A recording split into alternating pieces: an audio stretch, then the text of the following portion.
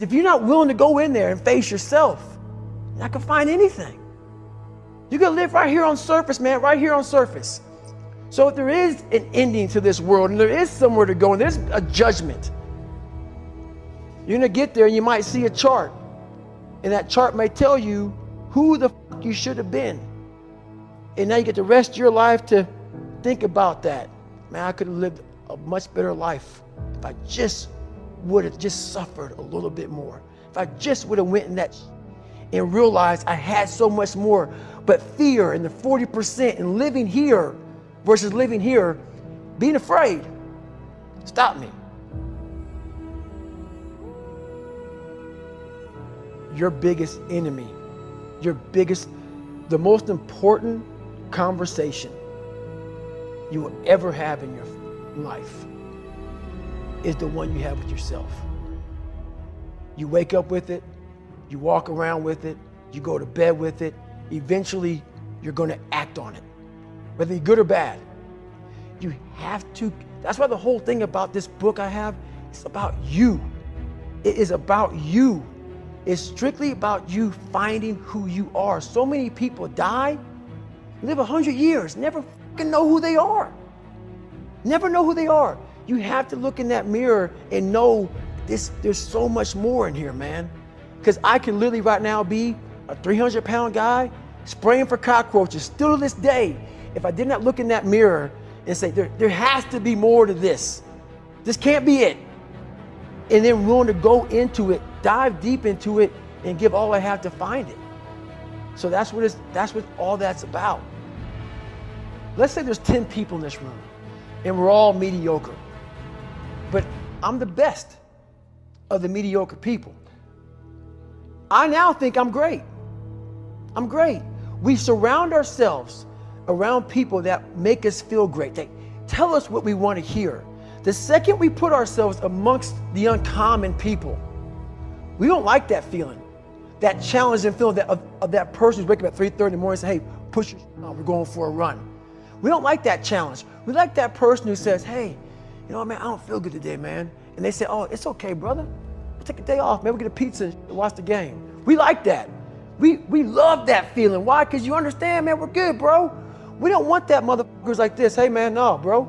Get your fucking shit on, man. Stop being a punk. We don't want that in our lives. We don't want that person who's constantly challenging our weaknesses. We want that person who's constantly, making us feel nice and good and secure in ours. That's the mediocrity of life. We want to be the best amongst the average people. People wonder, how do you stay hungry all the time? Because after I accomplish something, I don't sit back like a lot of guys who graduate buds, graduate this, graduate that. They get comfortable. They wonder why I'm getting weak, man. I don't know, I lost my edge. What's going on? Because once you hit the top of the fucking mountain, guess what happened? I'm good. I'm good, so you wonder why you're falling down now. Because once you reach the top of the mountain, you got to build another one. That's mediocrity. There's a lot of people in mediocrity who have a nice resume, but they're one-timers, man. They hit a one-time deal, they busted it open, got a lot of money, but they're good. You're mediocre now, man. What are you fucking doing today, tomorrow, the next fucking day? That's why I don't listen to theorists. I don't listen to all that bullshit. I listen to a motherfucker who's like this, man. What's wrong, man? I'm fucking tired, dude. Why are you tired?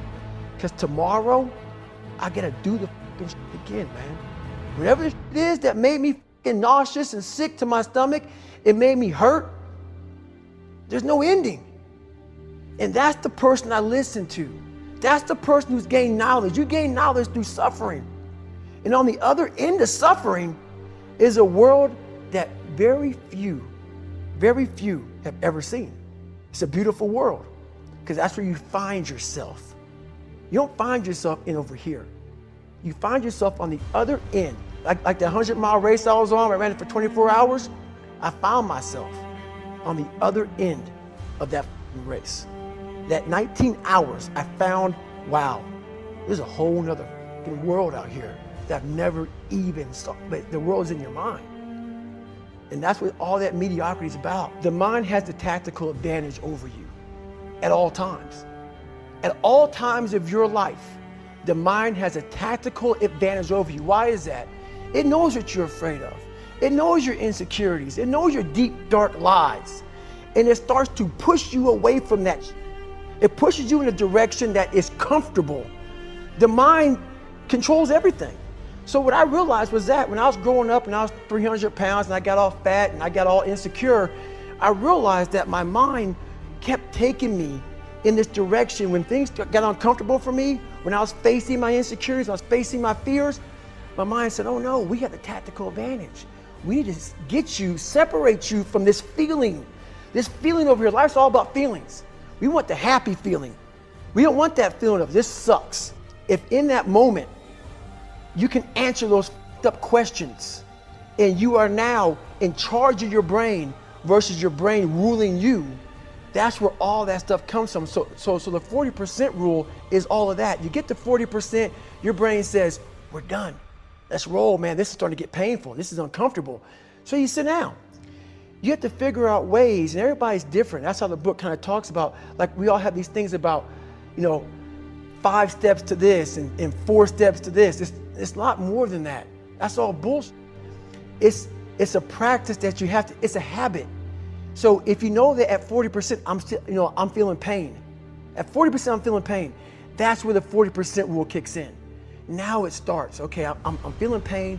My mind's saying all this to me. It's saying, get out of here, run, flee.